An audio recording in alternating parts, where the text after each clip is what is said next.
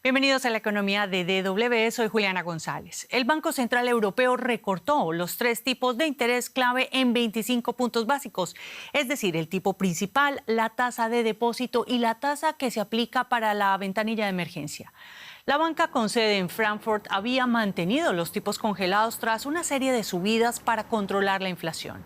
El banco realizó este movimiento después de que la inflación se hubiera moderado con intensidad en los últimos meses. Inflación que tuvo, eso sí, un ligero incremento en mayo, con los salarios subiendo a un ritmo históricamente alto. El organismo, liderado por Christine Lagarde, elevó también la previsión de crecimiento económico hasta el 0,9%. El Banco Central Europeo redujo los tipos de interés en la eurozona. Eso se traducirá en una bajada de los intereses de los créditos y de los depósitos bancarios. Durante 9 meses los tipos se mantuvieron fijos. Ahora el BCE ha decidido rebajarlos un 0,25%. Desde el 2022 el Banco Central ha subido 10 veces los tipos, por lo que esta medida supone un claro cambio de tendencia. En Estados Unidos, en cambio, los tipos de interés se mantienen en un nivel relativamente alto de hasta el 5,5%. El alza de precios en la eurozona se ha frenado, lo que, según el BCE, justifica esta decisión. No está claro si a lo largo del año habrá más reducciones del tipo de interés oficial. Estamos decididos a garantizar que la inflación vuelva a medio plazo a nuestro objetivo del 2%. Mantendremos los tipos de interés oficiales lo suficientemente restrictivos durante el tiempo que sea necesario para lograrlo. En mayo, la inflación interanual ascendió a un 2,6%, por lo que los economistas ven poco margen para nuevos recortes de los tipos. La inflación en Europa es una cuestión complicada. Los datos recientes y el solo hecho de que la economía esté ganando impulso de nuevo son un argumento a favor de que la inflación es muy resistente y no está bajo control. Por lo tanto, hay muy poco margen para que el BCE siga rebajando los tipos de interés más allá de la decisión de esta semana. Según los expertos, este abaratamiento de los créditos beneficiará especialmente al sector de la construcción, así como a otros rubros y a los consumidores. Y siguiendo la decisión del Banco Central Europeo en Frankfurt, ha estado nuestro compañero José David Navarro. José, te saludo con mucho gusto. Hoy ha sido un día importante, sin duda, para la eurozona porque se han recortado los tipos de interés, por lo menos en 25 puntos. El banco había preparado a los mercados sobre este movimiento. Ahora la pregunta clave es, ¿qué pasa a partir de ahora, José? ¿Veremos un ciclo de recortes? Hola Juliana, ¿qué tal? Pues sí, esa es la pregunta del millón, ¿no? La próxima reunión del Banco Central Europeo tendrá lugar aquí en Frankfurt en julio y las primeras impresiones, Juliana, entre los analistas y los periodistas es que Lagarde echará el freno después de este primer recorte de los tipos de interés desde el 2019 para valorar, por una parte, cómo evoluciona la inflación, por supuesto, en la eurozona, pero para valorar también este importante paso dado hoy por parte del Banco Central Europeo. Sobre todo, como tú adelantabas, Juliana, antes, porque Lagarde ya está adelantando de que el camino para alcanzar el objetivo ideal de un crecimiento de los precios al 2% puede estar lleno de baches. Ya hemos tenido la primera prueba este pasado mes de mayo, cuando la inflación en la eurozona ha repuntado. Y sin ir más lejos, hoy las nuevas proyecciones del Banco Central Europeo han subido. Antes de esta reunión de hoy, la previsión era que la inflación creciese al 2,3% en la eurozona este 2024 y ahora, Juliana, la previsión es que alcance el 2,5%. José, y los europeos esta vez se han adelantado a la Fed de los Estados Unidos con los recortes y reducen el precio del dinero pese a que ese objetivo de la inflación del 2% aún no se cumple. ¿Qué ha dicho Lagarde sobre los salarios, que parece es lo que más preocupa ahora a los bancos centrales? Definitivamente, Juliana. Siempre hemos hablado que la energía durante mucho tiempo ha sido el mayor dolor de cabeza para los banqueros centrales y para Lagarde debido a la crisis energética. Ahora son los salarios y es también la inflación en el sector de los servicios. La tranquilidad del Banco Central Europeo es que estas adaptaciones que se están haciendo últimamente de los salarios para compensar a los trabajadores por la crisis energética es probable que deje de ejercer tanta presión en la inflación sobre el 2024. 25. Ese es uno de los factores que genera dudas, sin embargo, al Banco Central Europeo. Otro de ellos, aunque ellos no lo hablan directamente, es qué va a hacer la Reserva Federal de Estados Unidos, que ahora parece que no va a recortar tanto los tipos de interés como a principios de este año se pensaba. Esos son los dos factores ahora, Juliana, que están entre interrogantes para los próximos movimientos de aquí del Banco Central Europeo. Interrogantes a los que le seguiremos la pista. Muchas gracias, José David Navarro, por estos análisis. Y hablamos ahora de las elecciones europeas, y es que en los días previos a estas, varias empresas alemanas se han posicionado públicamente en contra de los discursos políticos de ultraderecha, entre ellas grandes marcas como Siemens o Mercedes-Benz. Un estudio estadístico reciente muestra que casi la mitad de las empresas alemanas encuestadas rechazan el programa del partido alemán AfD, Alternativa para Alemania, fuerza política de ultraderecha.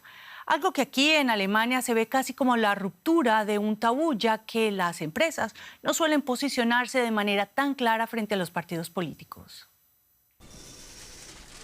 Muchos de los empleados del fabricante de chips Infineon proceden de países de fuera de Europa. En mi equipo, por ejemplo, hay compañeros de Pakistán, la India, Nigeria, Irán, Egipto, Alemania o Bangladesh. La empresa se posiciona decididamente contra la xenofobia. Infineon no ve la migración como amenaza, todo lo contrario. Vemos la inmigración como una oportunidad. Hace nuestra sociedad más diversa y nos ofrece ideas e impulsos de otros países. Es algo bienvenido. En Alemania se suceden las manifestaciones contra el partido de ultraderecha AfD. Su programa incluye el abandono del euro y la salida de Alemania de la Unión Europea, algo que el 80% de las empresas alemanas encuestadas ven como un gran riesgo.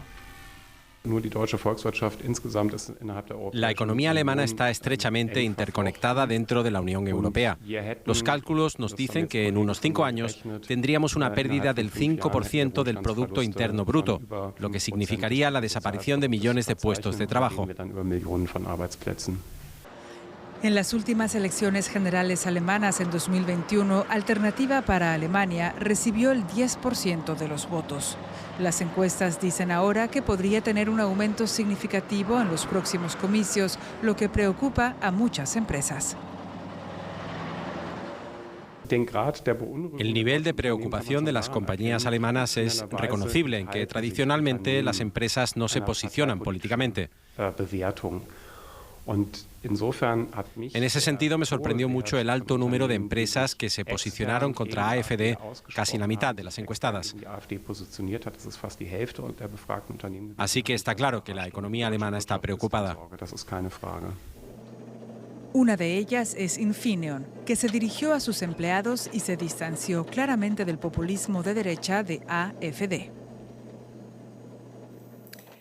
El Fondo Monetario Internacional celebró la aprobación de la ley Omnibus por parte del Congreso de Argentina en el pasado mes de abril. Sin embargo, también advirtió que la carga del ajuste no debería recaer desproporcionadamente sobre las familias trabajadoras y que será necesario calibrar cuidadosamente la evolución de los indicadores sociales y de pobreza. La ley Omnibus, proyecto estrella del presidente Javier Milei, busca reducir el tamaño del Estado, recortar los gastos sociales y modificar el sistema económico. El Fondo Monetario aseguró que seguirá de cerca el paso de la ley por el Senado, donde posiblemente tendrá más dificultades para juntar los votos necesarios. El FMI, sin embargo, se negó a confirmar si estaba en conversaciones con Argentina sobre un nuevo programa de refinanciación de deuda, tal como lo han afirmado algunos miembros del gabinete de Milei.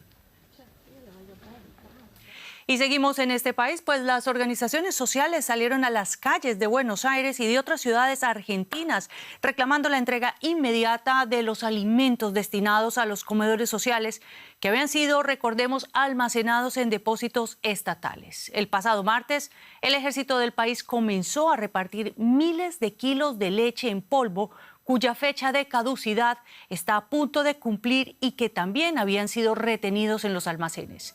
El escándalo salpica al gobierno de Javier Milei justo en el momento en que los datos de la Universidad Católica Argentina estiman que la pobreza afecta al 55% de los 47 millones de habitantes del país.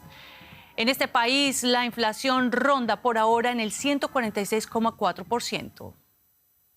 Y el fabricante de chips Nvidia se convirtió esta semana en la tercera empresa de la historia en romper la marca de los $3 billones de capitalización bursátil tras Apple y Microsoft. Pero a nivel de valor de marca, Nvidia supera ya a Apple y con sus desarrollos para inteligencia artificial podría en cuestión de semanas ocupar el primer puesto. Nvidia ha sido uno de los favoritos de la bolsa este año. Sus acciones han subido un 147% desde principios de 2024 y no ha decepcionado. En mayo, Nvidia publicó un impresionante informe de resultados. Los ingresos aumentaron un 262% en los 3 primeros meses del año. La demanda de sus procesadores supera la oferta. Microsoft, Meta, matriz de Facebook, y Alphabet, propietaria de Google, compiten por desarrollar tecnologías de IA y dominar el sector. Todo laptop o computadora personal del futuro contarán con inteligencia artificial que te asistirá continuamente. Funcionarán con aplicaciones reforzadas por IA. Jensen Huang afirma que la IA impulsará una revolución tecnológica. La computadora pasará a ser una computadora con inteligencia artificial. ¿Cuál es la diferencia entre una computadora tradicional y una computadora con IA? Es lo que todos se preguntan. La diferencia principal es que la computadora con IA cuenta con una unidad neuronal de procesamiento o NPU. La NPU es una pieza dentro del procesador diseñada para ejecutar funciones de IA, que serán cada vez más populares en el futuro, asegurando que la eficiencia energética y también el rendimiento sean buenos. Las grandes tecnológicas apuestan fuerte por la IA. Por eso, la demanda de procesadores potentes aumenta y Nvidia se ha convertido en el mayor fabricante de chips. Y con la meteórica carrera de Nvidia en la bolsa, nosotros nos despedimos de la economía. A ustedes muchas gracias por elegirnos y saben que nos pueden seguir también en nuestras redes sociales. Hasta la próxima emisión.